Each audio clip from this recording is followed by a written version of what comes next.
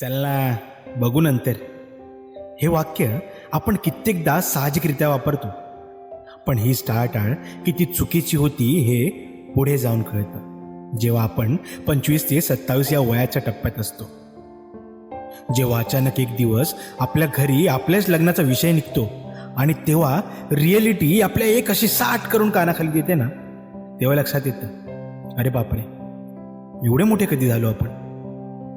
अजून तर आयुष्य जसं हवं तसं जगलोच नाही. मित्रांसोबत ट्रिप झाल्या नाहीत, माझे स्वप्नच पूर्ण झाले नाहीत. अरे स्वतःची सोडा, ज्या आईबापाने लहानाचं मोठं केलं त्यांच्यासाठी पाहिलेली स्वप्न अजूनही पूर्ण करू शकलो नाही. त्यांच्यासोबत एक लॉंग टूर करायची होती, त्यांना मोठ्या घरात फ्लॅटमध्ये राहायला घेऊन जायचं होतं, एक 4 व्हीलर घ्यायची होती. यातलं अजून काहीही झालं नाही. तुम्ही तुमच्या स्वप्नांच्या दुनियेत रमला होता. हे करेन ते करेन, सारं काही त्या स्वप्नांच्या दुनियेतच राहिले. चल ना, बघू नंतर. म्हणून नंतर जे घडलेले असेल ना, ते या उघड्या डोळ्यांनी बघवणार नाही. म्हणून सांगतो मित्रांनो, अजूनही वेळ आहे. टाळाटाळ करू नका, वेळ वाया घालवू नका.